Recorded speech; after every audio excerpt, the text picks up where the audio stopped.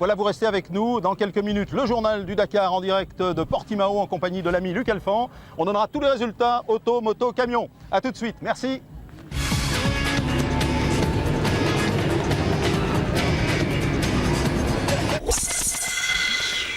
Le Paris-Dakar sur France 3 avec Renault Kerax de Renault Trucks, fournisseur officiel.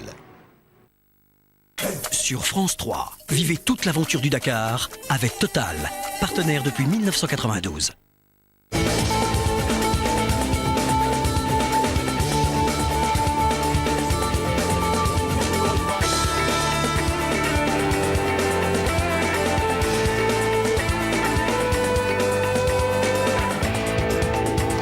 Bonsoir et merci à toutes celles et à tous ceux qui nous rejoignent sur la 3. C'est le journal du Dakar en direct de Portimao, à l'extrême sud du Portugal. L'image du jour que voici, c'est Luc Alphand à la peine, victime d'une crevaison dans la spéciale.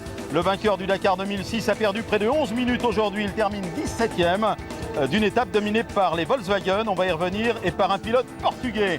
Alors première constatation, Luc, les Portugais ont frappé un grand coup aujourd'hui. Premier auto, premier moto, c'est du talent et c'est de l'orgueil aussi peut-être. Hein. Il y a beaucoup d'orgueil, c'est un pays qui adore la course automobile ici, qui adore le 4x4 et surtout le Dakar.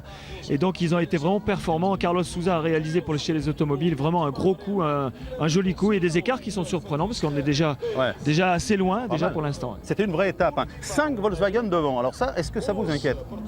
Vous savez, on le savait déjà avant. Hein. C'était vraiment un jour qui n'était pas tellement bon pour nous, je dirais en termes de configuration d'étape pour Mitsubishi.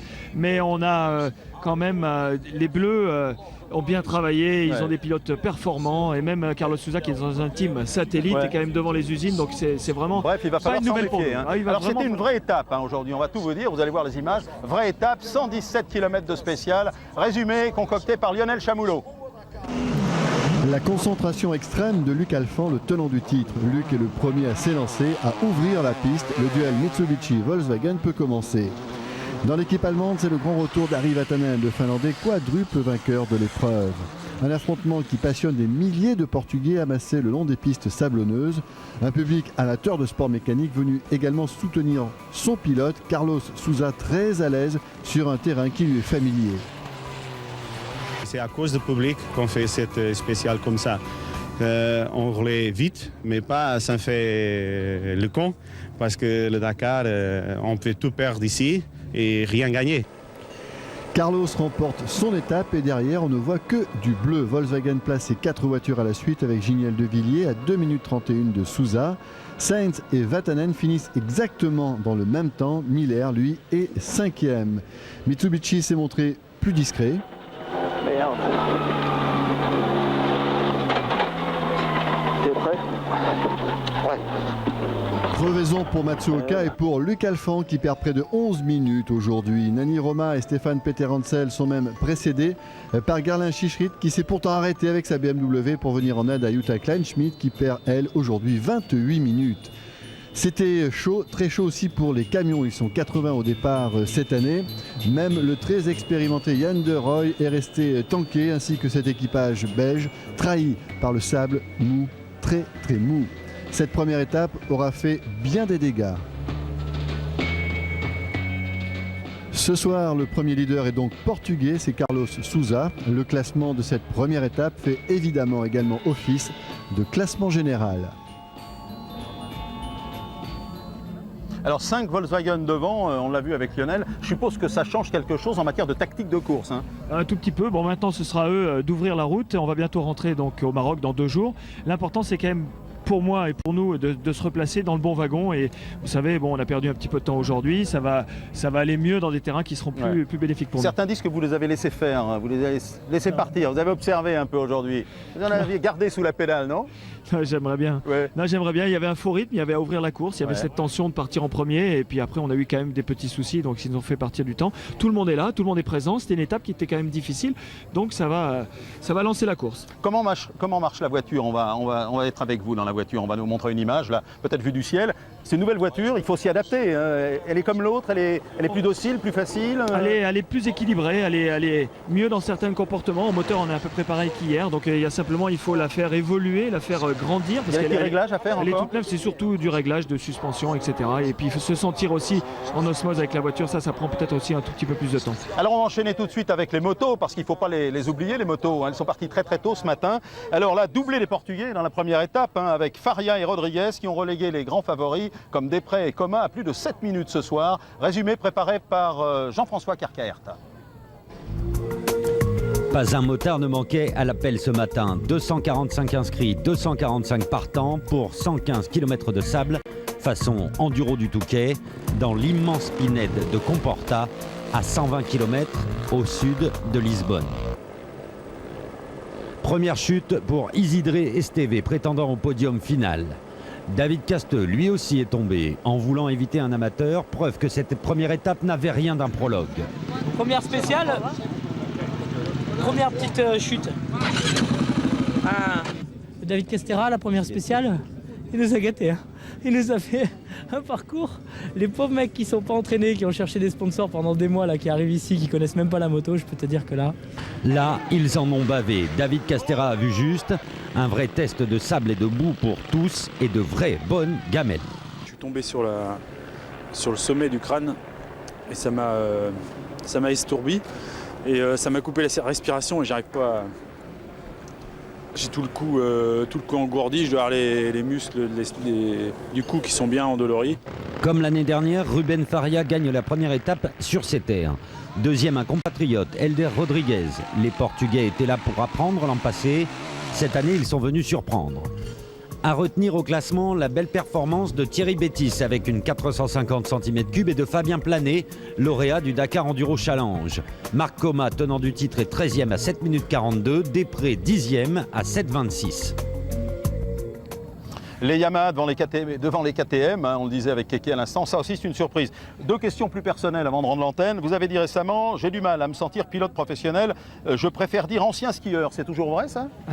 Par les temps qui courent, en tout cas la saison, peut-être vrai, oui. Ouais. Mais bon, on est quand même dans la peau de quelqu'un qui doit essayer de gagner des courses, oui, quand même. dans une équipe qui est formidable. Donc je me sens quand même, quand je suis ici devant ce parc-là... C'est quand même très pro. Dernière question, il y a une dizaine d'années, si on t'avait dit tu as le choix entre gagner un Dakar et être champion du monde de ski, qu'est-ce que tu aurais répondu? À la Coupe du Monde de ski, parce qu'il y a 10 ans, j'étais encore sur les pistes. Et puis c'était quand même pas mal de boulot depuis que j'étais tout petit. Merci Luc et bon vent pour demain. Demain, c'est la deuxième étape entre Portimao et Malaga et ensuite embarquement vers l'Afrique et le Maroc. Merci et à demain. Vous n'oubliez pas Stade 2, tout le sport et le journal du Dakar. Nous serons en direct de Malaga. Salut!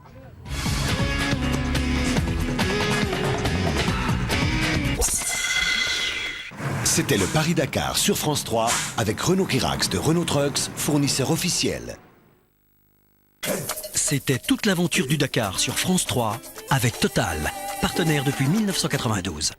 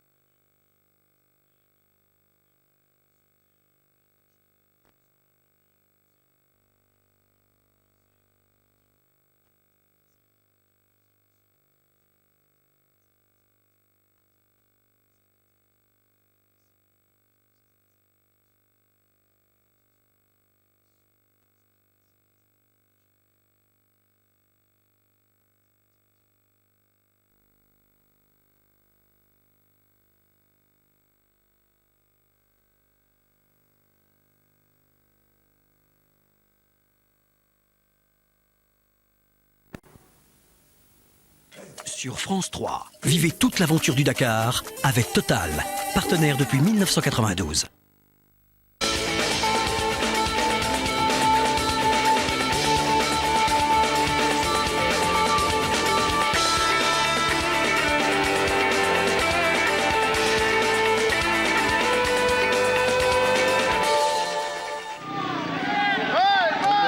avait 29 ans et venait d'Afrique du Sud pour courir son premier Dakar. Elmer a trouvé la mort aujourd'hui au kilomètre 142 de la 4e spéciale. C'est le 23e décès d'un concurrent sur cette épreuve. Une fois de plus, les motards sont durement touchés. Madame, monsieur, bonsoir. On va revenir en compagnie d'Étienne Lavigne, qui est le directeur de ce rallye. Bonsoir Étienne. Sur les circonstances de cet accident, tout d'abord, comment ça s'est passé à ce kilomètre 142 d'après vous? C'est arrivé à 9h30 ce matin et il a chuté au kilomètre 142 de la spéciale dans un petit well. Il était en dehors de la trace du roadbook, à une dizaine de mètres de la trace officielle du rallye, et il a chuté lourdement. Voilà. C'était pas son premier Dakar, en fait c'était son premier Dakar en tant que pilote, mais il connaissait l'épreuve déjà. Il connaissait très bien l'épreuve parce que c'était un fanat de sport mécanique. Il avait déjà réalisé 2 éditions en assistance et il avait sur l'épreuve de cette année son frère qui lui faisait son assistance. Alors justement, vous avez beaucoup parlé avec son frère. Quels étaient ses premiers mots? Son frère, pour tous ces jeunes gens, c'est la plus belle des courses, c'était leur rêve, et donc il est bien évidemment, et comme nous le sommes tous, effondré par cette nouvelle, mais c'était la course d'Elmer qu'il voulait faire. En tout cas, les pilotes moto sont rassemblés dans un bivouac à part. L'ambiance doit être un petit peu lourde, évidemment, là-bas. Oui, il y a David Castera qui va s'occuper de ce soir à Fumsguide, un bivouac qu'on avait justement aménagé pour leur éviter une très longue liaison, donc pour des questions de sécurité. Donc ils sont à 230 km de nous, là, et ils vont, comme nous ce soir, honorer la mémoire d'Elmer à l'occasion du briefing. J'imagine. Merci en tout cas Étienne d'être venu nous voir. On va dérouler maintenant ce journal du Dakar en revenant sur les faits marquants de cette journée en dehors de ce décès tragique. Et on commence bien sûr par le résumé moto avec Jean-François Carcaert. L'ambiance est sûrement bien lourde ce soir au bivouac de Fumsguide. Pour la première fois dans l'histoire du Dakar, les motards logent seuls à 180 km du bivouac principal. Étape marathon, ils ont le droit de réparer ce qu'ils veulent, mais sans aucune aide que ce soit. Ce matin, Marc Coma a frappé fort. Bien souvent, le pilote qui ouvre la piste se fait rattraper par le second qui n'a pas à chercher son chemin. Pas Marc Coma.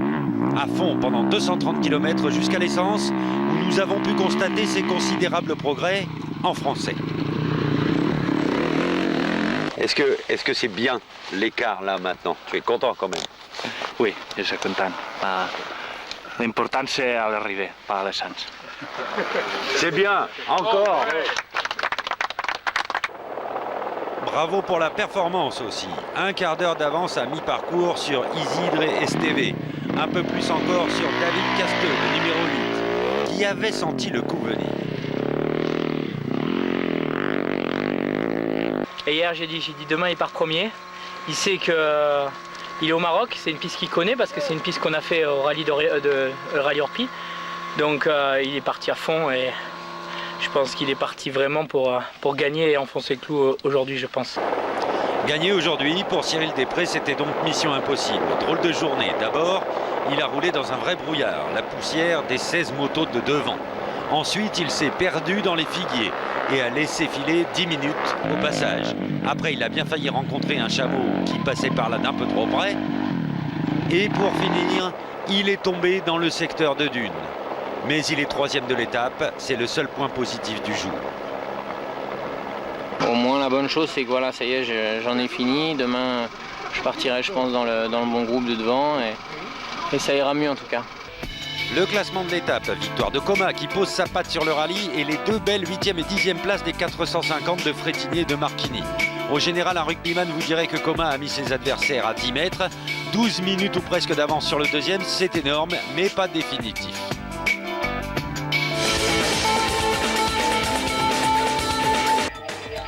Pas mal de changements d'ambiance et de couleurs sur la piste de cette 4e étape. Dans le vert, Chicherit attaque Masuoka sans ménagement. L'impétueux français ramasse beaucoup de verdure. Sa BMW apprécie moyen, ça fume. Dans l'ocre, Stéphane Peterhansel semble faire la différence. Mais à la sortie du dernier cordon, coup de théâtre, La Mitsubishi est à l'arrêt.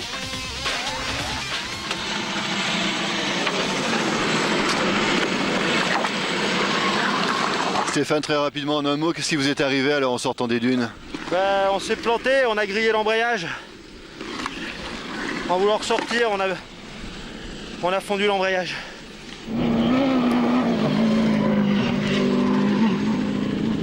Ça vous était déjà arrivé chez Mitsu, là, le problème d'embrayage ou pas? En ce qui me concerne, moi ça m'était jamais arrivé depuis 5 ans. Et je pense qu'on a dû solliciter pas mal l'embrayage dans les rues de Malaga. Et c'est vraiment pas fait pour ça, on aurait dû penser à le changer. Jean-Paul Cotterêt et Stéphane Peter-Hansel vont perdre 30 minutes mais finir. Histoire de buggy maintenant. Ça roule plutôt bien pour Jean-Louis Schlesser. Il manque quelque chose à Simon Jean-Joseph.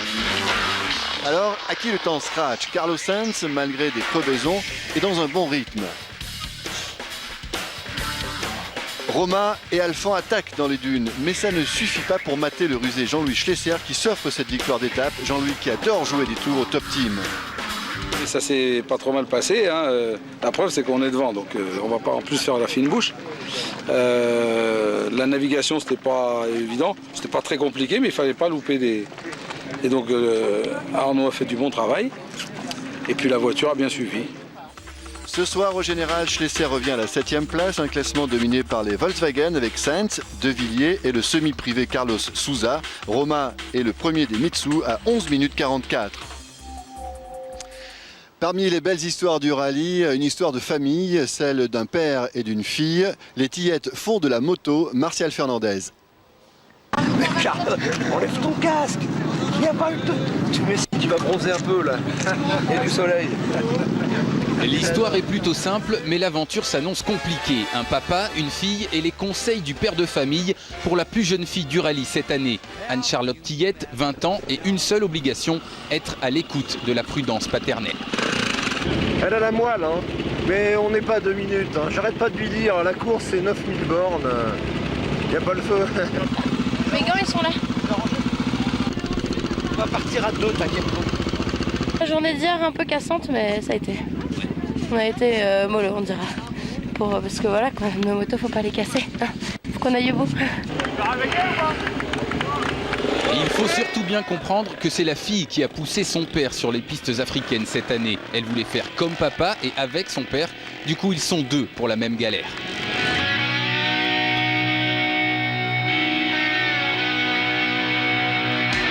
Quoi, dans les dunes, on est passé comme des chefs. Mais là, c'était des petites dunes. Il y en a, à mon avis, des plus grosses derrière. Là. Je connais un peu le coin. Hein. Parce que je viens assez souvent au Maroc. La fille est surveillée de près, mais c'est parfois le plus expérimenté qui chute et qui, comme par hasard, oublie d'en parler à l'arrivée. Elle est contente parce qu'aujourd'hui, on est dans le coup, comme elle dit. Parce qu'hier, on était un peu à la traîne. Et elle a horreur de tomber quand elle se ramasse. Elle devient complètement énervée. Elle est assez orgueilleuse en fait. Et comme elle dit, je veux pas me taper la honte.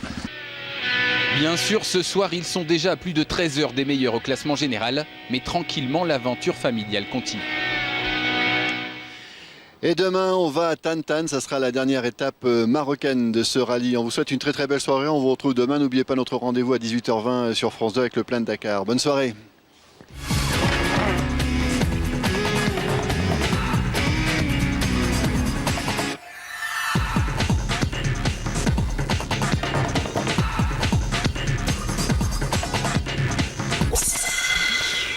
Le Dakar sur France 3 avec Renault Kérax de Renault Trucks, fournisseur officiel.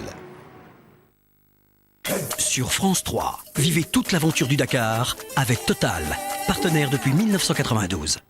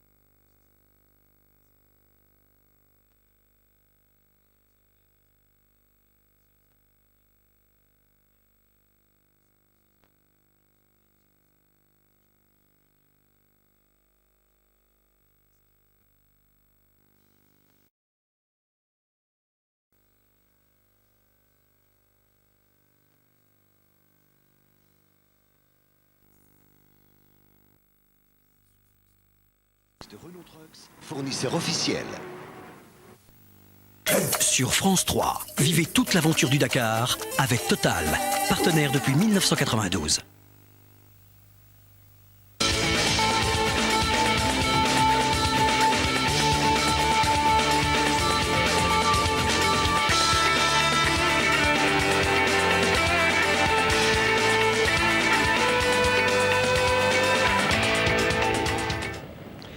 La tempête de sable s'est invitée sur la piste du Dakar. L'étape a été écourtée tant la visibilité était faible. Sage décision avant la journée de repos. Bonsoir à tous, Stéphane Peterhansel est notre invité. Stéphane qui a remporté à 6 reprises le Dakar et qui pour l'instant est 3e au classement général. Stéphane, avant de parler avec vous, bien sûr tout d'abord les images. Et on va commencer avec les motos que vous connaissez bien. Et la belle victoire de Cyril Després, c'est Jean-François Carcaert qui nous raconte comment tout cela s'est passé. Étape de poussière, de vent, de sable. Étape annoncée comme la plus belle du rallye, gâchée malheureusement par la météo décidément bien rude depuis 2 jours. Vue de l'hélicoptère de Franck Arestier par l'objectif d'Éric Vessière, voyez ce que voyaient Marc Coma et Isidré Esteve, les ouvreurs du jour, à partir du kilomètre 260. Les montagnes, principaux repères du roadbook, sont invisibles. Les 2 Espagnols naviguent à l'aveugle et se neutralisent. Esteve grappille une 20 au leader, une misère. Écoute, ça reste beaucoup de kilomètres. La différence des minutes à la tête de la course, je ne sais pas trop. Il y a beaucoup de kilomètres à faire. On va faire la tactique le prochain jour, mais pas aujourd'hui. Parce qu'aujourd'hui, ça finit. Ne vous fiez pas aux apparences, ce n'est pas parce qu'on chute que la moyenne tombe et réciproquement. Donc ce n'est peut-être pas fini pour Cyril Després. Il a pris tous les risques et il a bien fait.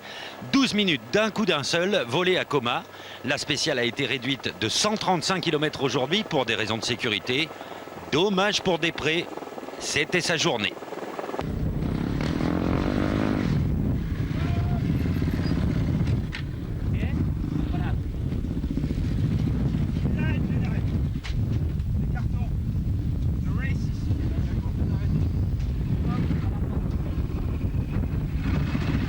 Maintenant qu'on a 2 minutes pour réfléchir, c'est vrai qu'il reste encore pas mal de kilomètres pour faire une belle étape, pour que ce soit un peu décisif. Donc, mais bon, on respecte. Cyril Després n'a plus qu'à conserver cette cadence jusqu'à Dakar. En grattant 10 minutes par jour, il ferait une 2e semaine épatante. Au général, l'écart entre Chris Blaise, 5e, et Marc Coma devrait être revu à la baisse par les commissaires dans les heures qui viennent, car l'Américain s'est arrêté au chevet de Villadoms, tombé au kilomètre 225. Rien de grave pour Villadoms, ennuyeux pour Marc Coma qui a perdu un sérieux soutien.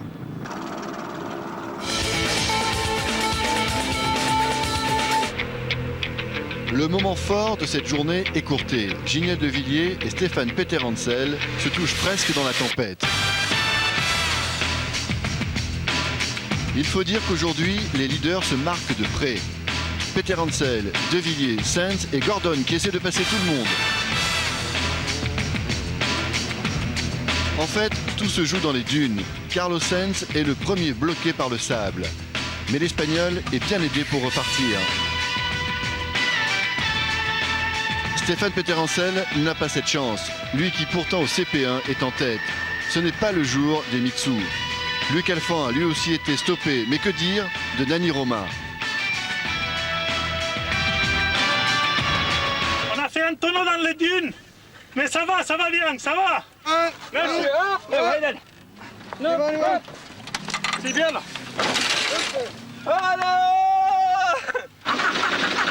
Jamais c'est fini le Dakar, mais c'est compliqué maintenant.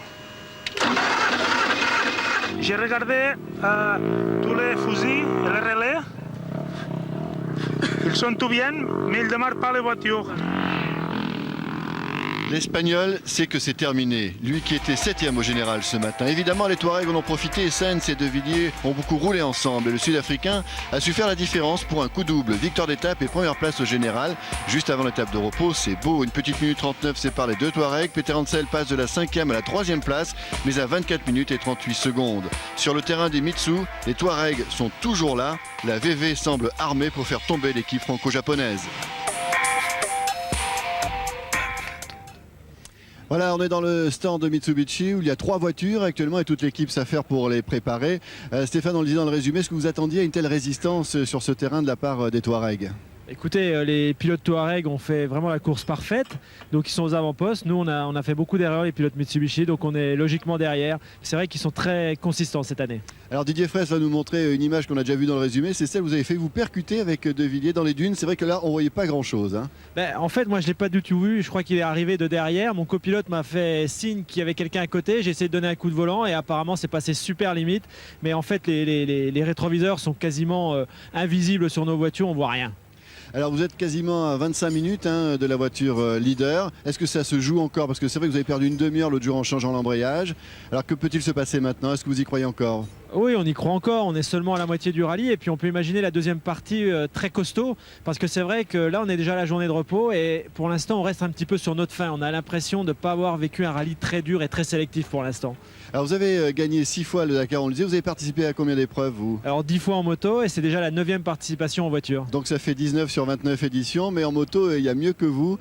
C'est Pirou, c'est Éric Pirou qui a fait 21 Dakar, mais malheureusement ça s'est terminé pour lui aujourd'hui. C'est Gaël Robic qui nous raconte comment tout cela s'est passé.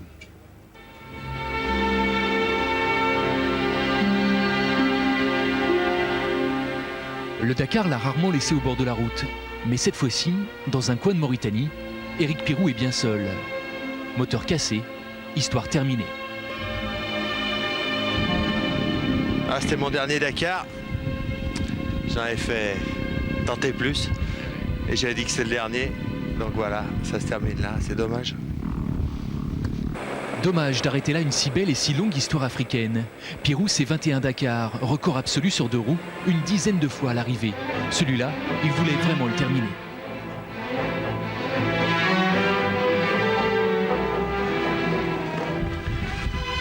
Enfin, faut être philosophe, mais bon, dans ces moments-là, c'est pas facile.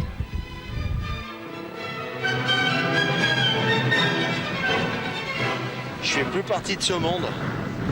Quand le moteur s'arrête, on descend du train. Qu'est-ce que t'as?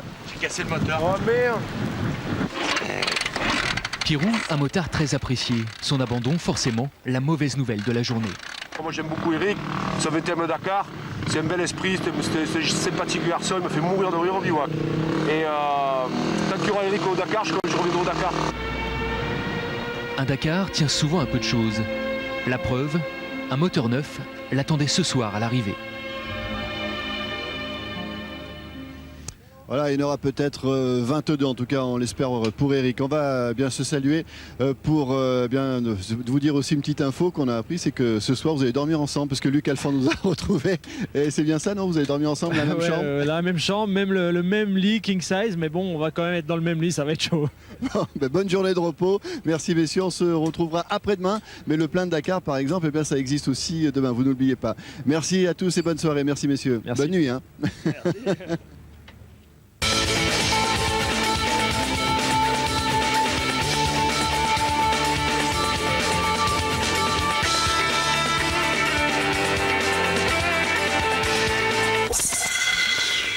C'était le Dakar sur France 3 avec Renault Kirax de Renault Trucks, fournisseur officiel.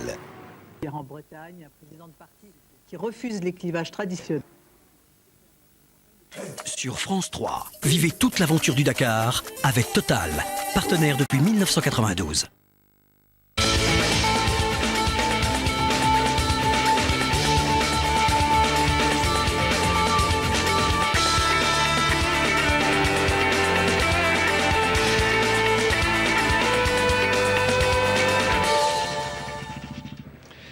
C'était la spéciale la plus longue entre Attar et Tichit, 590 km et des cordons de dunes et du sable mou à franchir. Une galère pour tous, ou presque. Beaucoup sont encore vraiment loin de l'arrivée.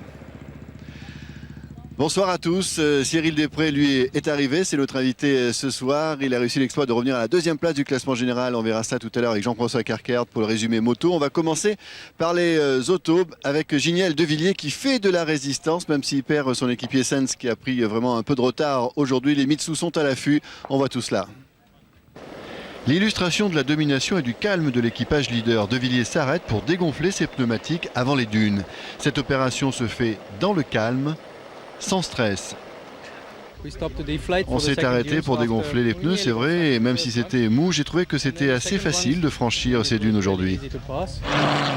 Résultat, le reste Touareg 2 passe sans encombre cette partie ultra piégeuse. Peter Hansel au même endroit. C'est un peu plus laborieux.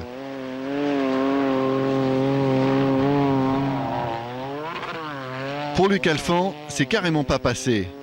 Le Pajero reste planté au pied de la dune.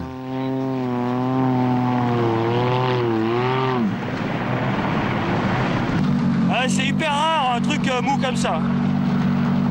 Il y en a qui sont plantés plus loin. Je pense que c'est mou.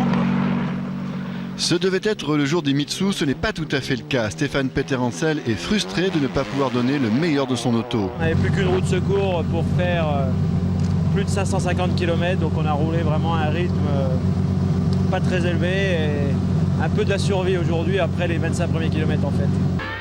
Plutôt que de revenir vers De Villiers, les Mitsu éliminent leurs adversaires. Sainz connaît un problème de direction et perd plus d'une heure. Le Touareg 301 reste un solide leader puisque De Villiers remporte sa deuxième spéciale de suite. Cette étape se joue sans assistance et le Sud-Africain semble confiant. Ce soir, au général, Peter est revenu à la deuxième place à 31 minutes du Sud-Africain. Alphand est à 43 minutes. Sainz passe de la deuxième à la quatrième place. Grosse pression sur De Villiers.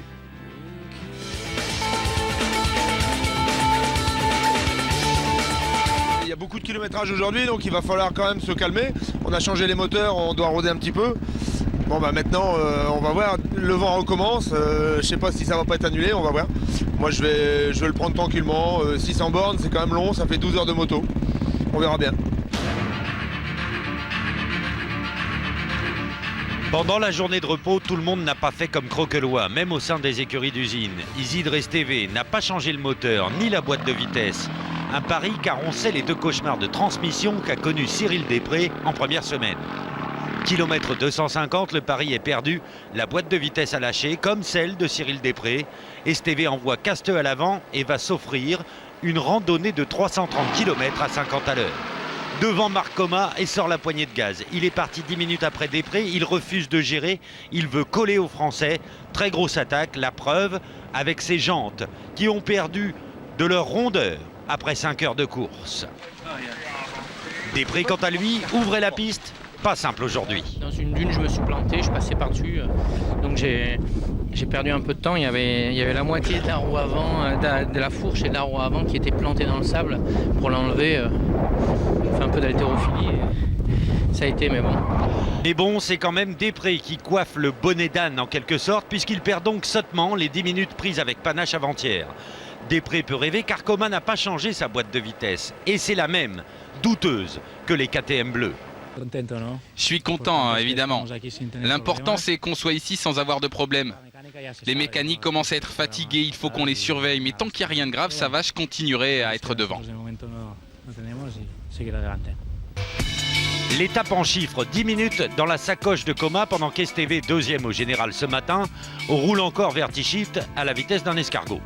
Au général, justement, l'écart important entre Coma et ses deux poursuivants bleus, 54 minutes pour Després, 1h03 pour Casteux. Les meilleurs ont travaillé 8 heures aujourd'hui. D'aucuns, chez les amateurs, vont faire des heures sup. Ça c'est sûr qu'il y en a eu des galères, on va y revenir tout à l'heure avec Gaël Rebic. En tout cas pour ce qui est de votre parcours, en ce moment on a l'impression qu'aujourd'hui on a vécu vraiment une vraie étape de Dakar comme on l'aime quoi. Un vrai Dakar enfin qui a commencé, une étape marathon et 7h56 j'ai mis sur cette spéciale. Donc, mais ce qui est rapide puisqu'il y avait 790 km quand même. Ouais quand même, ouais. C'est des petites moyennes on a l'impression, mais bon gros vent de sable et dur. Alors est-ce que Coma est vraiment le patron ? Il a 55 minutes d'avance ce soir sur vous. C'est vrai, j'ai eu des petits soucis moi sur ma machine et il a quand même de l'avance et c'est vrai qu'aujourd'hui c'est lui, mais on voit que tout peut changer. Alors vous avez cassé 2 fois la boîte de vitesse dans la première semaine, c'est pour ça que vous étiez 16e au général. C'est fragile sur cette moto, là il n'y a pas d'assistance ce soir, comment ça va se passer ? On va faire la mécanique nous-mêmes avec nos porteurs d'eau qui sont là pour nous aider. Et c'est fragile, on oublie que c'est un sport mécanique. C'est vrai que des fois ça peut arriver. On n'a jamais eu trop de problèmes. Et puis voilà, là, Il faut ménager et le pilote, mais aussi la machine. En tout cas, ça vous a donné un rythme différent, peut-être pour remonter, finalement, pour gratter du temps et être dans la bagarre pour attendre, pourquoi pas, un faux pas de coma. Alors, vous parliez de ceux qui avaient des problèmes tout à l'heure, parce qu'on voit les motos qui arrivent une à une, là, ça s'égrène, mais vraiment, il y en a encore beaucoup qui sont loin d'arriver à Tichit, et on va comprendre pourquoi en regardant ce sujet de Gaël Robic, notamment avec pourtant quelqu'un qui a de l'expérience, René Medj, associé à Yvan Muller. Il pointe à peine son nez sur le Dakar. Yvan Muller découvre le sable, les dunes et forcément les galères. D'ailleurs, on pourrait leur lasser ça.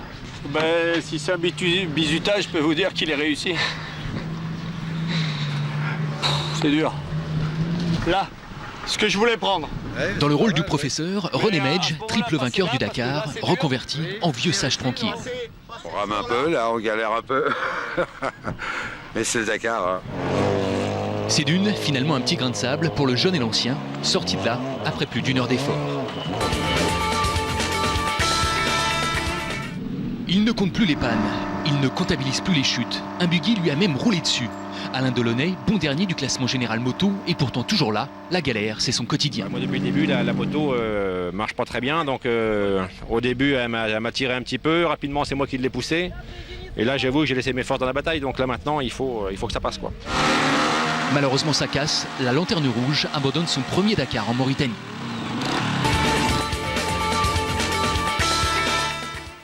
On appelle ça cultiver sa réputation.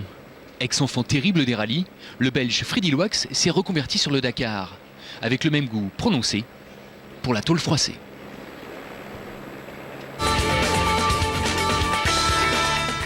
Avec sa couleur, il ferait un superbe camion de pompier. Mais le man du néerlandais Hans Stasse, leader de la catégorie poids lourd, c'est plutôt Rouge Ferrari. On connaissait De Rooij, Lopreis ou Chagin. Il va falloir apprendre un nouveau nom dans la catégorie camion. Hans Stasse, néerlandais, 2e l'an dernier, bien parti pour enfin gagner cette année. Et voilà, on est dans la nuit de Tichit et nous on est arrivés, mais certains sont encore dans le sable en essayant de s'en sortir et la nuit c'est pas évident. Alors demain on va aller vers Nema, on va changer un petit peu d'ambiance. Complètement, ouais. On va commencer à quitter un peu le sable et avoir de la terre et des parties roulantes et rapides. Ça fait du bien quand on est motard. Ça va soulager un petit peu. Il y aura quand même 494 km de spécial pour cette 9e étape. Et vous aurez les premières images à partir de 18h20 sur France 2 demain avec Thierry Clopeau et Nathalie Simon pour le plein de Dakar. Passez une très belle soirée. Reposez-vous bien, Cyril. Bonsoir. Merci. Et puis pourquoi pas, croisons les doigts pour vous pour aller chercher cette première place. Bonne soirée.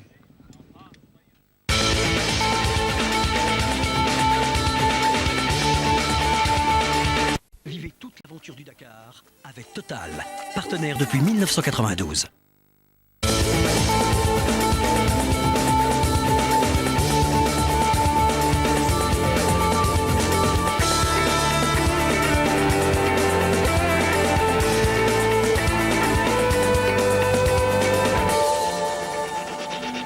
Énorme chamboulement à l'issue de cette 9e étape. Les Volkswagen sont décimés. De Villiers et Sainz ont connu des problèmes mécaniques. Du coup, Peter Hansel est en tête au général, même si c'est Jean-Louis Schlesser qui gagne l'étape du jour à Nema. Bonsoir à tous et justement Jean-Louis est notre invité. On va parler avec lui après les images d'une journée qui a été complètement folle. On va revenir donc dans le détail sur les malheurs des Volkswagen avec ce montage d'Alain Girardi. Kilomètre 130, le rocher dit de l'éléphant, une merveille de la nature, témoin d'un énorme coup de théâtre. C'est là que le leader Génial de Villiers casse son turbo.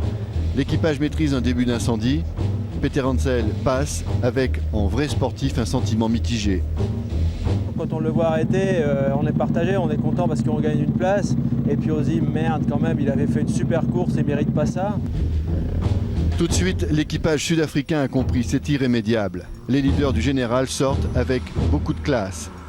C'est triste, je suis surtout déçu pour Volkswagen évidemment parce qu'on a vraiment bien mené ce rallye.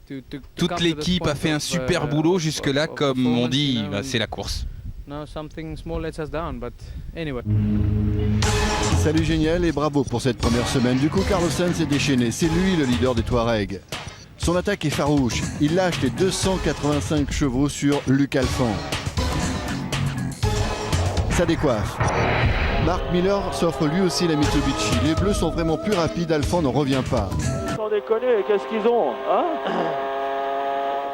L'escadrille Touareg est en place et coup de théâtre numéro 2, Sainz s'arrête, Miller se porte à son côté et Luc respire un peu mieux.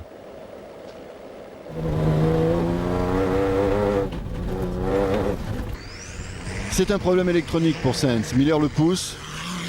Le moteur du Touareg ne repart pas. Carlos Souza s'arrête lui aussi. Le chrono tourne, la victoire s'envole. Sainz est fou de rage. Il est freiné, la voiture s'est arrêtée, il n'a pas démarré. Quel contraste avec Jean-Louis Schlesser qui n'a connu lui aucun problème et qui remporte cette étape. Mais c'est Mitsubishi qui rafle la mise en prenant les 2 premières places au général. Mitsu en tête sans avoir gagné de spécial. Belle 3e place pour El Attiyah. Schlesser est 4e.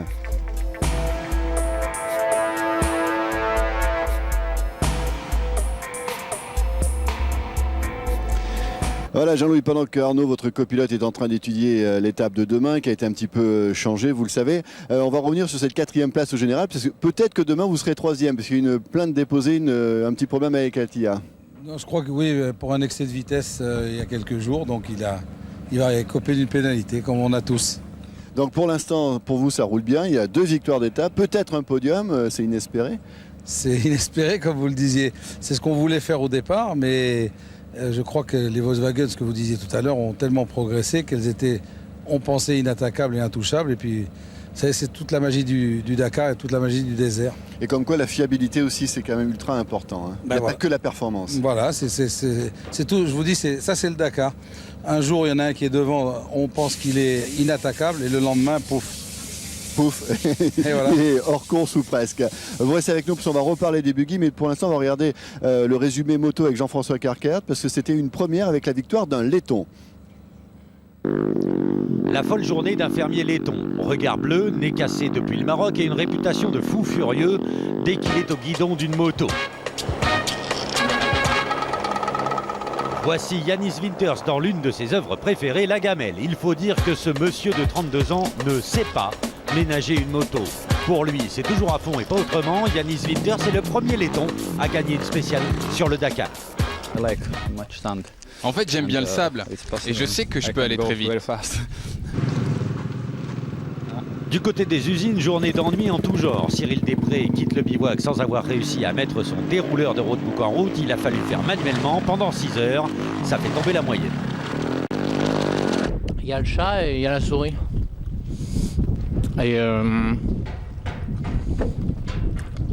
aujourd'hui, je fais le chat. Et la souris qui regarde si le chat est toujours là, c'est Marc Coma. Solide leader, certes, mais leader tout seul. Giovanni Sala est tombé et Paul Luxé, Coma, a perdu son dernier équipier. Les classements à part Winters, c'est le calme plat. Després a gagné 22 secondes, c'est-à-dire rien du tout. Au départ de Nema vers Nema, Coma aura toujours une avance royale sur ses adversaires. Voilà pour la moto. Comme je le disais à Jean-Louis qui est impressionné par les prouesses techniques qu'elle est en train de faire parce que ça avait coupé mais tout est revenu. Mais c'est comme vous, c'est un travail d'équipe. Moi j'ai été absolument impressionné par votre équipe. Ils ont changé une batterie en 10 secondes, il n'y avait plus de son. C'est la magie aussi de la technique. À tous. Exactement, vous avez raison de le signaler. Alors on ne perd pas de temps, tout de suite on va revenir avec les quads qui ont eu chaud et puis aussi les buggy qui se montrent à leur avantage. C'est Gaël Reby qui nous fait le mini-journal du journal. Attention, Mad Max est de retour.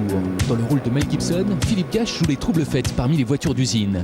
Avec un buggy tout droit sorti de l'imagination de Jean-Luc Schlesser et pour un budget de 100 000 €, plaisir compris.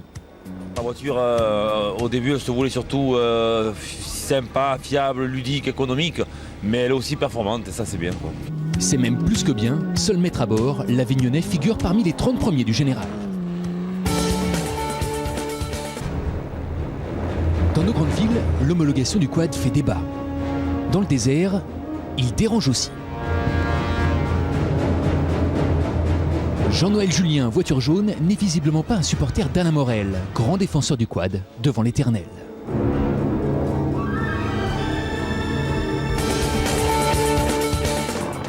Hélico dépose minute, à votre service, quand l'organisateur joue les dépanneurs pour la moto de Bertrand Leblévec, contraint à l'abandon. Encore une image insolite, Hans Stasse à l'arrêt, juste le temps d'une crevaison pour le leader de la catégorie camion. La victoire revient à un autre néerlandais, Van Ginkel. L'honneur est sauf pour les Pays-Bas, le double abandon de la famille de Roy est vengé.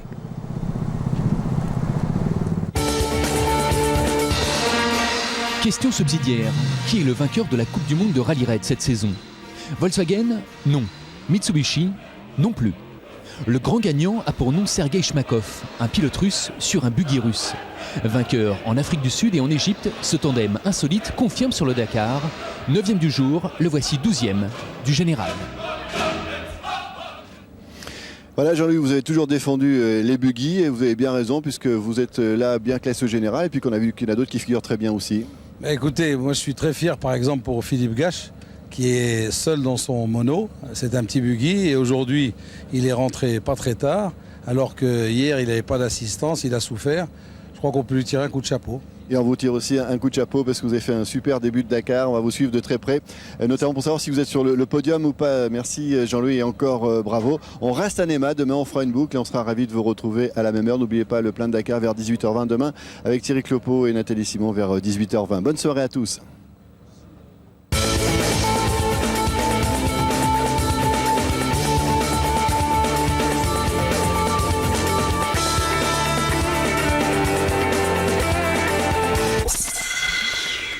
C'était le Dakar sur France 3 avec Renault Kirax de Renault Trucks, fournisseur officiel.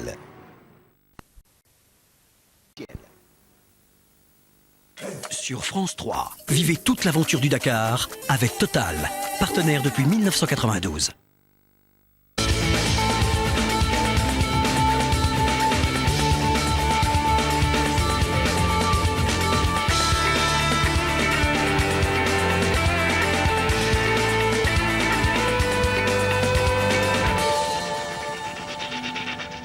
Un événement symbolique, le Qatari Nasser Al Attiyah est le premier pilote arabe à remporter une spéciale sur le Dakar. Stéphane Peterencel et Marc Coma sont toujours leaders. Bonsoir, nous sommes donc de nouveau à Néma. Vous savez que 2 étapes du Dakar ont été changées pour des raisons de sécurité. Donc aujourd'hui, nous avons fait une boucle autour de cette ville-étape du Dakar. Nous sommes avec Paul Belmondo, Paul, bonsoir, qui va nous raconter comment ça s'est passé pour lui depuis le début de cette épreuve. Et on va s'intéresser tout d'abord, Paul, aux motos pour vous expliquer avec Jean-François Carquert qu'on peut être une petite cylindrée et gagner la preuve. Allez, un petit mot en français. Tu es content? Oui, beaucoup content. Et comment qu'il est content. Vous avez le bonjour d'Elder. Rodrigues gagne sa 2e spéciale. La première, c'était de Lisbonne à Portimao. Rien de surprenant, un Portugais gagne au Portugal. Mais là, de Néma à Néma, on peut parler d'exploit, car Rodrigues chevauche une petite 450 cm3 et les Français dans cette catégorie lui courent après. Rodrigues, il a montré depuis le début du rallye qu'il peut être très rapide. Il a vraiment un très bon niveau techniquement et ça ne m'étonne pas de lui parce qu'il sait vraiment accélérer, aller vite quand il faut. Vraiment savoureuse cette catégorie des 4,5. Rodrigues 6e au général, à 47 minutes d'avance sur Michel Marchini 9e au général. Patient, le Corse vient d'accélérer la cadence. Petite stratégie parce que c'est vrai que vers le bas on souffre beaucoup de poussière et c'est difficile à rouler. Donc aujourd'hui je voulais accélérer un peu plus pour vraiment être devant. Thierry Bettis sera-t-il aussi à l'aise sur les pistes sahéliennes que dans le sable mauritanien? On le saura jeudi soir. Pour l'instant, Bettis est 3e de la catégorie, 10e au général. C'est un vrai plaisir à rouler en fait. C'est vraiment du ski. Tu te mets dans une trace, soit à droite ou soit à gauche de l'ornière, et puis tu essaies de la suivre. En image, le ski façon Després, ça donne ça. Les arbres sont les portes, l'une ou l'autre ornière, la trace idéale. Les leaders se sont neutralisés pendant 366 km à fond, 130 km/h parfois sur une piste sinueuse. Il a été question de plaisir avant tout. Marc Coma est 2e de la spéciale, il devance Després de 7 secondes après la boucle de Néma. Il reste 750 km de spécial à Cyril Després pour revenir sur Coma. On le sait, sur le Dakar, tout peut arriver.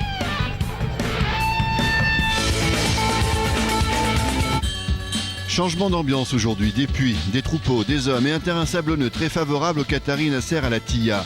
Nasser, vexé d'avoir concédé hier une pénalité de 42 minutes, est à l'attaque pour remporter sa première spéciale. Ce qui est important pour moi maintenant, c'est d'arriver à Dakar. Ça n'a pas été le cas les 3 dernières années. Maintenant, j'ai plus d'expérience et vous savez, ça serait bien pour moi. Dans son pays, le Qatar, le champion du monde WRC du groupe N, est une vedette. L'émir porte un regard bienveillant sur ses performances. L'émir était très concerné. Il lui disait écoute Mitsubishi, on va vous donner l'appui peut-être pour participer avec Mitsubishi ou bien acheter une Mitsubishi à nous. Dans 3 km, on change de piste, on part à droite. Avant d'être éventuellement racheté, Mitsubishi a encore à gérer cette fin de course. Aujourd'hui, Stéphane Peterencel a grappillé quelques petites minutes pour consolider son avance sur son équipier Luc Alphand. Là, c'est de l'épicerie. Là, on prend vraiment des petites secondes, des petites minutes. Sur des étapes comme ça, c'est pas facile de faire un grand écart. Faisons le point. Moins de 10 minutes séparent les deux équipiers. Schlesser et Alatia sont décrochés mais se battent pour le podium. Alors, la question maintenant, c'est de savoir si dans l'écurie franco-japonaise, il y aura des consignes. Vous seriez dans quelle situation si on vous demandait, Luc, voilà, maintenant tu lèves le pied?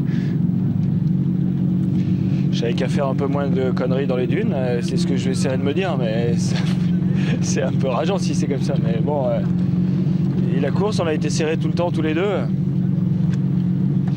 Moi, j'écouterai de toute façon, si c'est quand même mon job. Pas facile à vivre si consigne il y a, mais Dominique Serias, le team manager de Mitsubishi, veut absolument décrocher un 7e succès consécutif. Et donc toujours pas de victoire d'étape pour Mitsubishi, mais donc ils sont devant au général. Donc on est avec Paul Belmondo. On a votre voiture qui est derrière vous, Paul. Donc c'est votre 10e Dakar. Vous êtes 41e, 5e en T2. J'ai l'impression que la voiture est comme neuve, non? Ouais, comme neuve, oui, elle est en bon état en tout cas, puisque dans la catégorie, on est obligé de garder bien sûr le moteur, la boîte, les ponts, tout ça pendant tout le rallye. Donc on essaie de rouler le plus vite possible tout en ménageant la mécanique. Comment ça s'est passé pour vous depuis le début? Bon, ça s'est plutôt bien passé jusqu'à Attard, parce que j'ai gagné 2 spéciales dans la catégorie. Et puis Attard, Tichit a été un peu difficile, j'ai eu plein de soucis. Mais bon, c'est comme ça. Le plus dur, c'était d'avoir fait toute la spéciale sans direction assistée. Et ça, c'était assez dur physiquement. Alors on le dit souvent, l'important c'est aussi d'arriver, hein. Bien sûr, c'est un rallye qui est difficile et toujours le premier but, c'est de le finir parce qu'il y a suivant les années, entre 40 et 60% d'abandon. Donc ça veut dire qu'il faut être là à la fin et c'est ça le plus important. C'est effectivement le plus important, c'est ce que doivent se dire ceux qu'on va voir maintenant dans le petit journal de Gaël Robic qui nous raconte des histoires de roues pour commencer.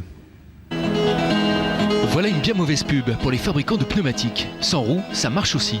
Surtout pour Pedro Bianchi, équilibriste en chef du désert. Après quelques kilomètres au Maroc, le Portugais remet ça en Mauritanie.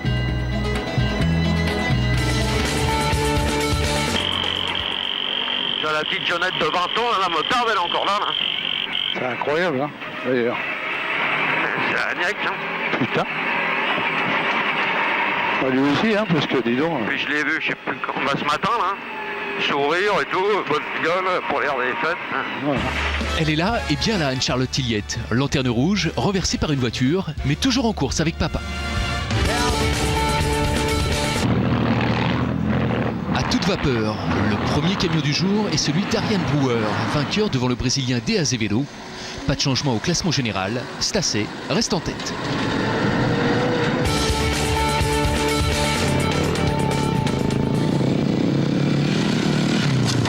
Ça ne se voit pas au premier coup d'œil, mais le Brésilien Carlos Ambrosio est tout de même 54e du général.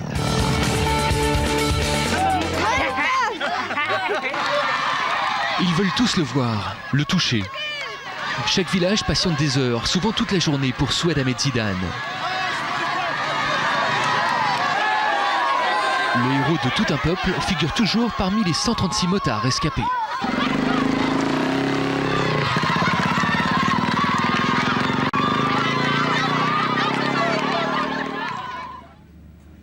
Voilà, on voit l'association que vous défendez. Paul, demain, ça sera une étape de liaison.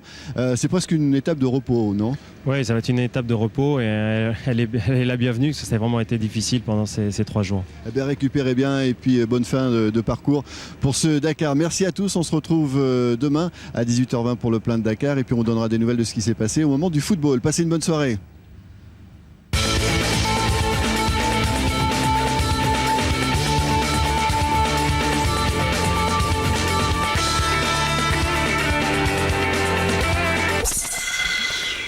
C'était le Dakar sur France 3 avec Renault Kirax de Renault Trucks, fournisseur officiel. C'était toute l'aventure du Dakar sur France 3 avec Total, partenaire depuis 1992.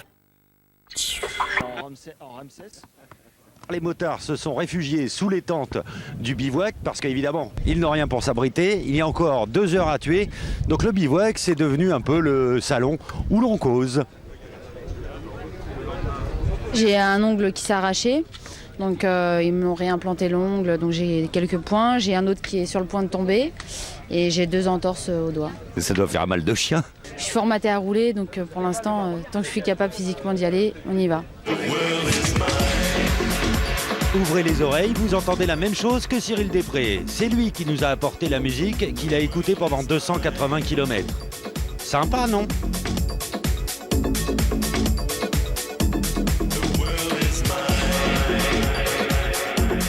Sympa et dans le vent, c'est le cas de le dire. Demain, 12e étape entre Ayoun et La Trousse et Caille. Le Dakar arrive au Mali.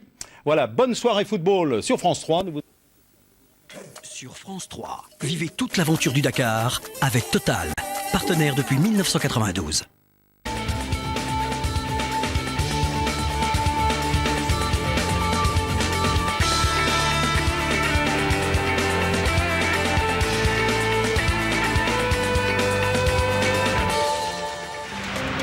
C'est l'Afrique noire et le Mali qui nous accueille ce soir. À Caille, le bivouac a trouvé un peu de fraîcheur au bord du fleuve Sénégal après une journée sans bouleversement.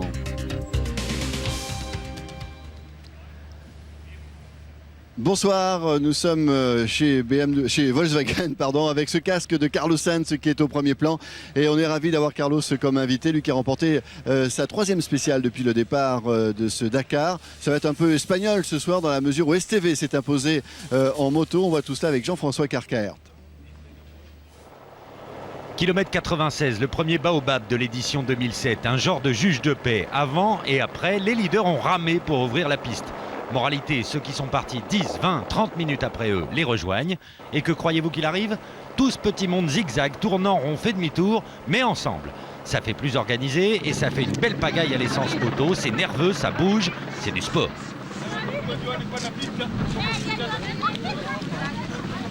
Après le stop de la mi-parcours, les Bleus partent devant. Et à l'arrivée, Marc Coma passe le premier. Ça mérite des éclaircissements. Il faut expliquer qu'en rallye raid aussi, il y a un code de déontologie, si ça se dit comme ça. Ce matin, j'ai trouvé la piste le premier, il est resté derrière. Il a retrouvé la piste le premier, il est passé devant. Et on a joué à ça. Je pense que c'est important en rallye raid aussi. On est en Afrique, on fait pas n'importe quoi. Et après le CP, j'ai perdu un tout petit peu la piste. C'est lui qui l'a retrouvé là en premier, c'est normal que lui passe. Je sais pas, aujourd'hui il y a beaucoup de navigation. Tout le temps, nous sommes avant, derrière. Et il y a une petite bordel, c'est dit en français. Ok. Et moi, c'est diverti, nous enrodons tous ensemble avant, mais c'est joli aujourd'hui. Isidre Esteve gagne la spéciale, c'est anecdotique. Il a cassé sa boîte il y a 3 jours et plus que personne. Il sait que ce n'est jamais fini.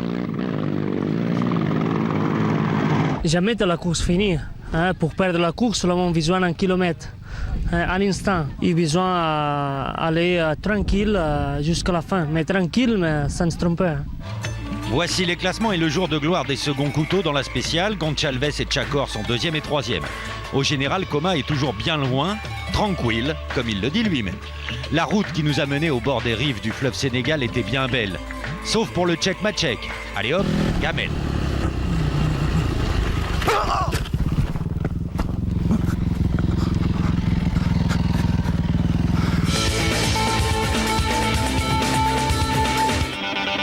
Toute l'attention aujourd'hui était fixée sur la Mitsu 302, celle de Stéphane Peterencel, le leader du classement général. Que pouvait-il lui arriver? Peut-être de se tromper de piste, mais Stéphane, en ancien motard, sait où il va.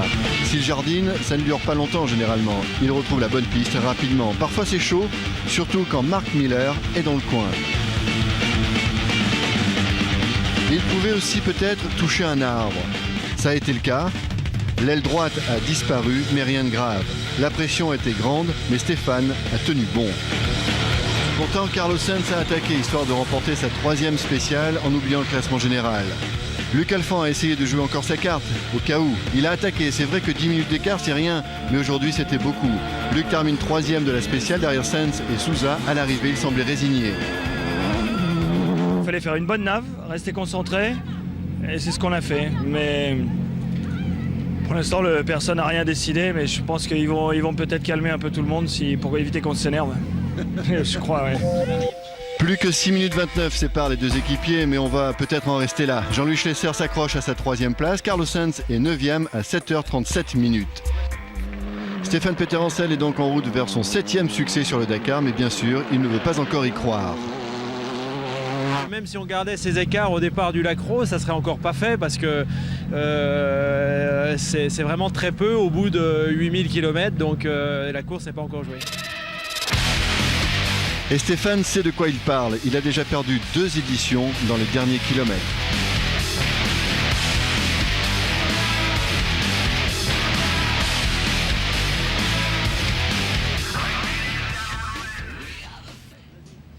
Et cette fois, on lui souhaite évidemment d'aller au bout. Retour donc dans le bivouac avec Carlos Sainz. C'était une journée terrible lundi pour votre équipe puisque vous avez dû tous les deux abandonner avec Giniel De Villiers. Pourtant, on avait l'impression que c'était pour vous cette année pour les Volkswagen. C'est vrai que cette année, la voiture il a beaucoup évolué par rapport à l'année passée. Je m'ai bien amusé. Honnêtement, je pense que cette année, nous avons été toute l'équipe ensemble forte. C'est dommage. Comment ça s'appelle? Qu'est-ce que ça casse? Un culbuteur des soupapes. Ouais. C'est un problème inespéré pour l'équipe. C'est comme ça. Pourtant, on avait l'impression que vous étiez plus rapide que les Mitsubishi. Vous alliez plus vite. Et la voiture il a beaucoup évolué dans toutes petites choses. Le frein, la suspension, la direction, la géométrie. Et je pense que cette année, nous avons été bien préparés, sauf ce petit problème que finalement, tous les 3 voitures, Harry, Ginil et nous, finalement, cassé. En tout cas, vous avez gagné aujourd'hui votre 3e spécial. Ça a remonté un petit peu le moral de l'équipe. Un qui a le moral un petit peu moyen en ce moment, c'est le seul motard sénégalais encore en piste. Gaël Robic, dans son petit journal, nous raconte son aventure. Il espère arriver dans son pays. Le Sénégal est si proche, quelques centaines de kilomètres à peine. Si loin pour Alioune Sarr. Le motard sénégalais rêvait d'un bain de foule, sa moto lui offre un bain d'huile. Dakar est encore loin. C'est impossible. C'est une moto toute neuve de 2006. Peut-être que j'ai dû avaler du sable ou quelque chose, mais pas. Les segments ne peuvent pas mourir. C'est quand même costaud du Yamaha quand même. Tous les Yamaha, c'est une galère. Tous les Yamaha ont cassé le moteur sur la route. Chaque fois, je viens un gars qui vient de casser son moteur là, il a un Yamaha. Pourtant Yamaha c'est fiable là, mais bon. C'est la chose la moins fiable. Qu'est-ce que tu vas prendre? L'opinion de son collègue mauritanien importe peu, l'heure est à la réflexion mécanique. J'espère que ça va m'amener jusqu'au bivouac au moins. Il reste quelques semblants. Sinon ça va pas le faire. Aux dernières nouvelles, pas de nouvelles justement du Sénégalais, toujours sur la piste. Alioune Sarr est prêt à y passer la nuit.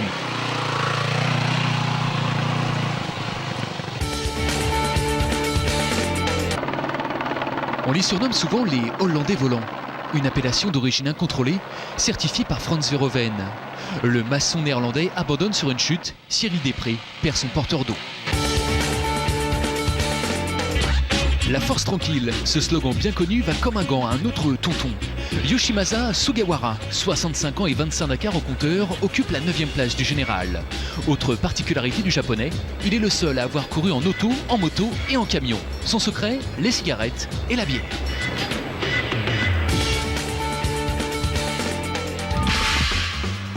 Avec lui, ses mécanos ne risquent pas l'ennui. Freddy Loax éparpille son buggy aux 4 coins de l'Afrique. Et pourtant, pas de quoi arrêter l'ex-rallyman. Oubliez le Monte-Carlo, le Belge ne vit plus que pour le Dakar.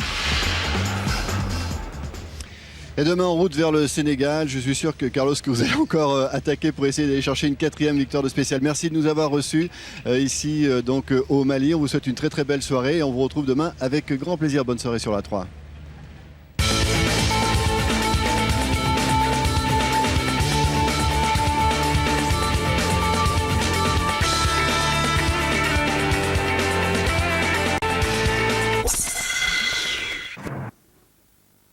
Sur France 3, vivez toute l'aventure du Dakar avec Total, partenaire depuis 1992.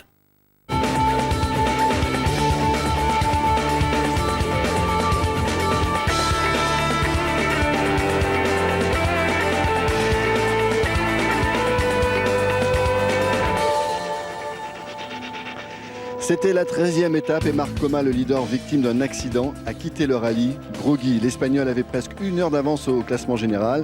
Ce soir, Cyril Després est en passe de gagner son 2e Dakar. Bonsoir, soyez les bienvenus à Tambacounda avec une journée complètement folle. On va revenir dessus avec Cyril comme promis, mais avant, pour que vous compreniez bien ce scénario, je vous propose de regarder le résumé moto signé Christian N'Jayan et Jean-François Carcaert. Au kilomètre 35 de la spéciale, Coma fait une grossière erreur de navigation. Nous le retrouvons perdu, genou à terre au beau milieu d'une forêt, à 4 km de toute piste. Il s'est énervé, a tourné comme un fou, une branche d'arbre l'a assommé, c'est fini. Je ne me souviens pas et on peut pas. La moto c'est bien, non? Oui, la moto, ouais, elle est bien. Oui, mais pas toi. Hein.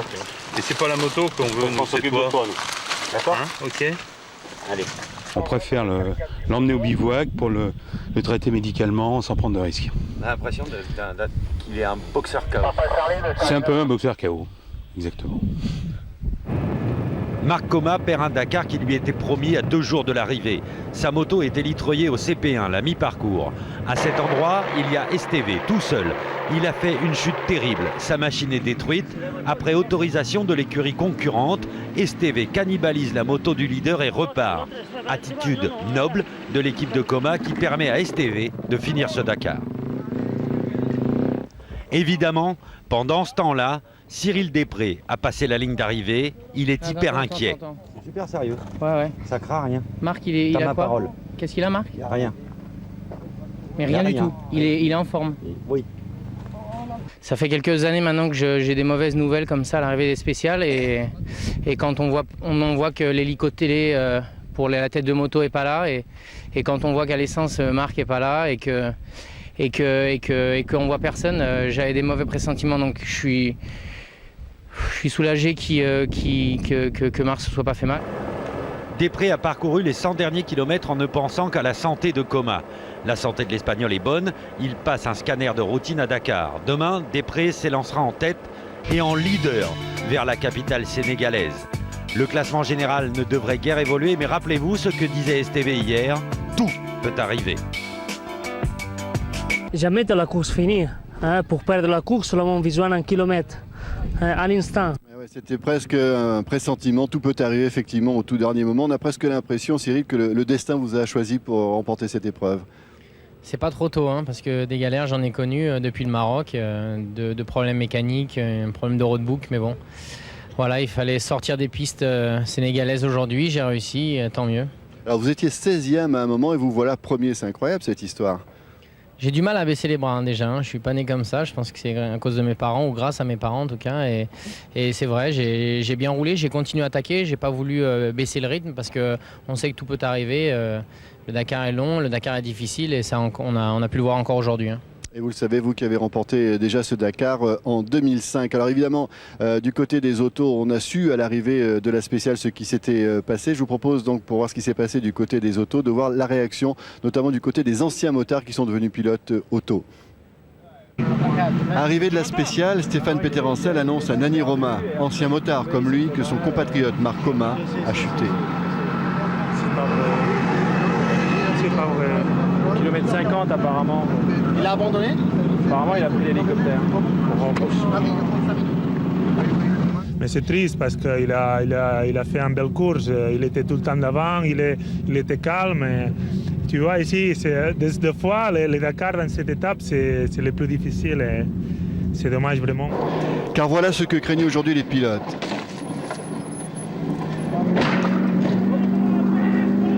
Percuter une souche d'arbre ou comme Christophe Olowzik ou Jean-Marc Fortin partir en tonneau avant à cause d'une succession de saignées sur la piste.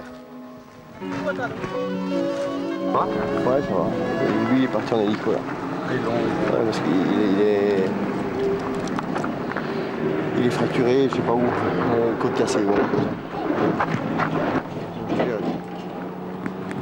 Le pilote polonais souffre de 3 côtes cassées, mais ça va.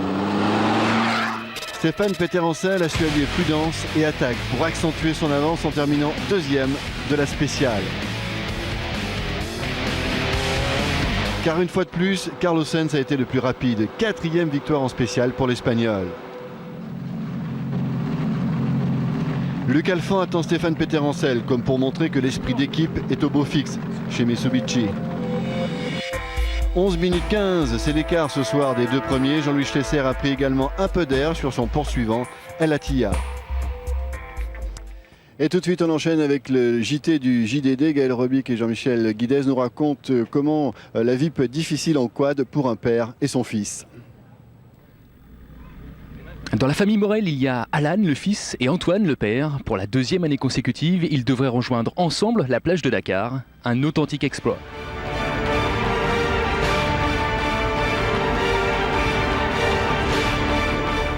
Mais là, cette année, on a morflé quand même. Là. On a morflé. Dur. J'ai pris une souche, j'ai pas vu une souche. J'ai tordu l'arbre arrière. Du coup, j'ai forcé le moteur. Après, la chaîne a cassé. Et là, j'ai plus de frein à l'avant.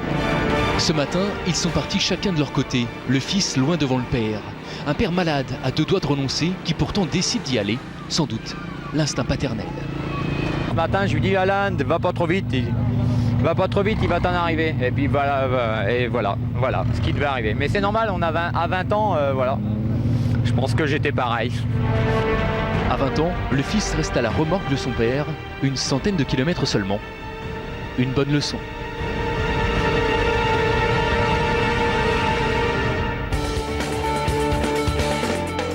On n'était pas prêts, les voitures ont été rodées sur l'autoroute avant d'aller au vérif.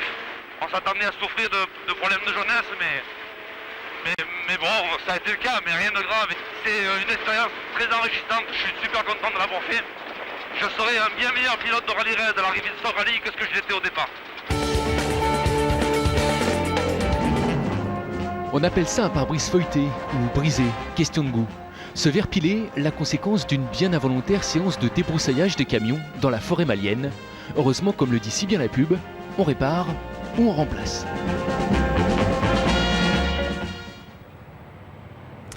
Et pour terminer cette belle image, bien sûr Cyril Després, le premier de l'étape aujourd'hui, et à l'instant même Alioune Sarr qui vient d'arriver, qui est le pilote sénégalais qui en a un petit peu bavé aujourd'hui. Il est ravi de vous retrouver parce qu'il voulait être sur la photo avec vous au moment de la traversée sur le bateau. Surtout, ouais, il est venu me voir entre le Maroc, avant d'arriver au Maroc, il m'a dit ça serait cool si on peut faire une photo parce que je suis pas sûr d'arriver à Dakar. Et ça fait plaisir, il est là. Il y est. Encore une étape et on y sera. Voilà un homme heureux. On va se quitter sur ces sourires. Merci à vous deux messieurs. Et on se retrouve demain pour le dernier journal du Dakar. Passez une bonne soirée sur France 3. Merci.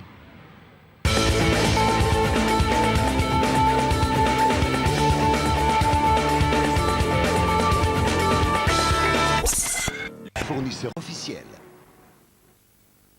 Sur France 3, vivez toute l'aventure du Dakar avec Total, partenaire depuis 1992.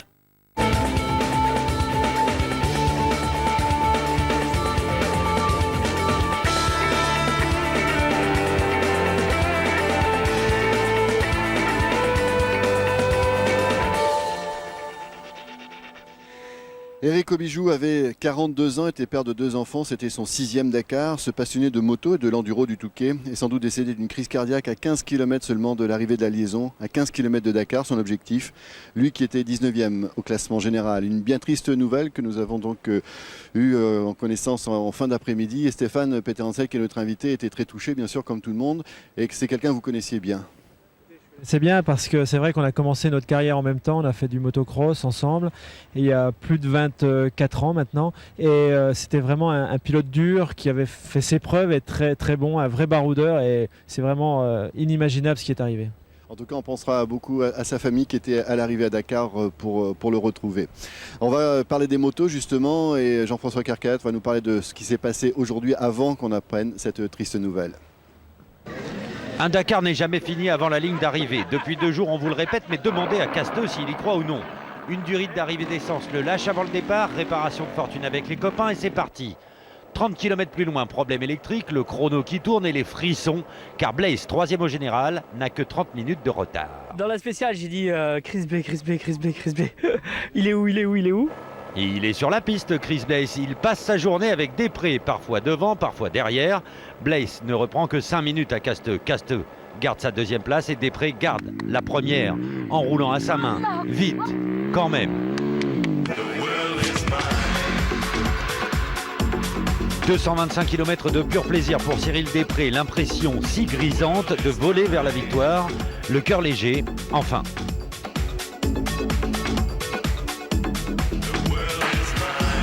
En 2006, Després a perdu en 4 mois Thierry Magne, son meilleur ami, son confident, et Henri Magne, son père spirituel, copilote Mitsubishi. Les mots, à l'arrivée, étaient bien insuffisants pour qualifier l'émotion.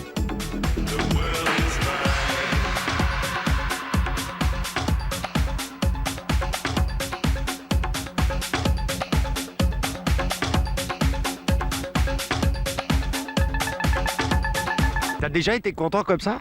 Même en 2005, non hein? Non, le sentiment en 2005, il était différent. Ce qu'il y a, c'est que après l'année difficile, mais c'était une putain d'année. Tu y crois, mais tu sais pas jusqu'à quel point, jusqu'à quand, quoi.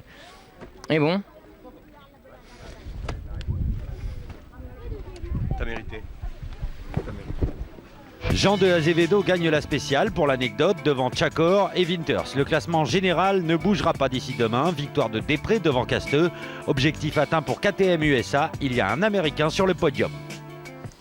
Décidément, beaucoup d'émotions aujourd'hui et beaucoup de frissons. On va vivre avec Stéphane les derniers kilomètres un petit peu rudes, la dernière spéciale longue pour savoir comment ça s'est passé, dans quel état d'esprit vous étiez. On va voir les images de votre dernière journée, on va dire. Écoutez, c'est vrai que c'était très stressant ce matin au départ de cette spéciale parce qu'il fallait assurer sans perdre trop de temps. Alors c'est vrai que quand on assure, on ne sait pas combien de temps on perd et je me suis fait rattraper très rapidement dans un premier temps par Miller et puis assez rapidement par Sousa. Donc j'ai été obligé de les laisser passer. J'avais déjà perdu 4 minutes à ce moment-là sur les plus rapides. Ensuite, la navigation, c'est un petit peu compliqué. On a loupé une connexion avec mon coéquipier Jean-Paul. Et c'est vrai qu'à ce moment-là, on a eu un petit moment de panique dans la voiture. Parce que l'année dernière, on se rappelle, dans cette même étape, on avait perdu plus de 20 minutes et des leaders avaient tourné en rond. Et donc tout pouvait se jouer à ce moment-là. Donc vraiment beaucoup de stress et de concentration jusqu'à l'arrivée. Et vous en êtes bien sorti puisque vous avez retrouvé la bonne piste et Carlos Sainz qui était devant lui ouvrait la piste. Il est allé encore une fois très vite pour remporter sa 5e spéciale. C'est la 9e victoire d'une Volkswagen en 13 spéciales pour cette édition. C'était les voitures les plus rapides, mais on sait c'était pas les voitures les plus fiables. Exact. Nous avons joué la régularité depuis le début du rallye avec en partant pas trop vite sur le départ au Maroc et puis en essayant d'aller plus vite en Mauritanie et ça s'est bien passé. Là, bien sûr, c'est le soulagement, on descend de la voiture, on a terminé cette spéciale, la dernière longue spéciale, donc les nerfs, ça retombe, la pression retombe, mais c'est pas terminé. Voilà le classement, donc vous avez 7 minutes 16 d'avance sur Luc Alphand, votre équipier. Schlesser est sur le podium, il a un petit peu assuré lui aussi ce podium. Donc il y a 3 Français aux 3 premières places.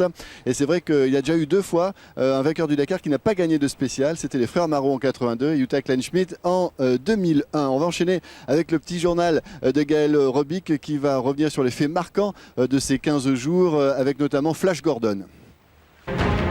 Sa voiture ferait penser à Batman. Lui serait plutôt du genre bad boy. Dans le désert, Robbie Gordon cultive sa réputation de mauvais garçon. Aux États-Unis, ce genre de pratique est toléré. Sur le Dakar, l'Américain s'en sort avec une réprimande. Pour le Hummer, le contrat est rempli, une victoire en spécial et une 8e place au général.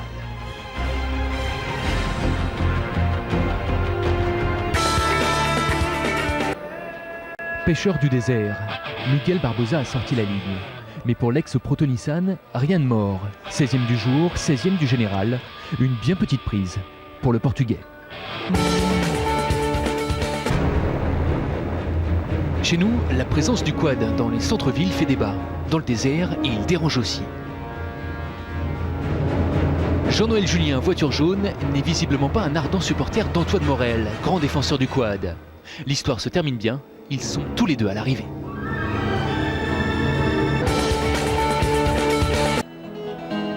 Voilà une bien mauvaise pub pour les fabricants de pneumatiques. Sans roues, ça marche aussi. Surtout pour Pedro Bianchi, équilibriste en chef du désert. Après quelques kilomètres au Maroc, le Portugais remet ça en Mauritanie.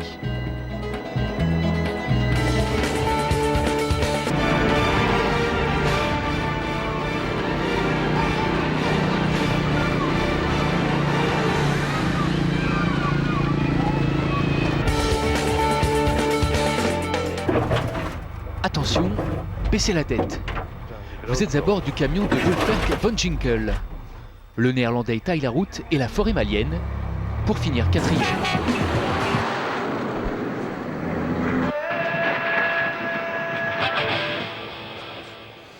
Voilà quelques grandes images de cette édition, de cette 29e édition du Dakar. Et pour les connaisseurs, on avait remarqué, Stéphane, que cette année, vous n'aviez pas votre bandana bleue.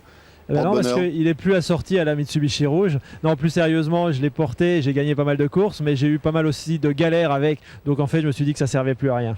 Vous êtes un peu moins superstitieux, même si vous nous dites que demain, il y a encore 16 km à bien gérer pour enfin remporter votre 9e Dakar. On sera d'ailleurs au rendez-vous à 13h30 sur France 3 avec Thierry Clopo et Nathalie Simon et toute l'équipe. Merci à Martial Fernandez, merci à Didier Fraisse pour cette dernière du journal du Dakar. Bonne soirée sur France 3 et encore bravo Stéphane, merci. Merci.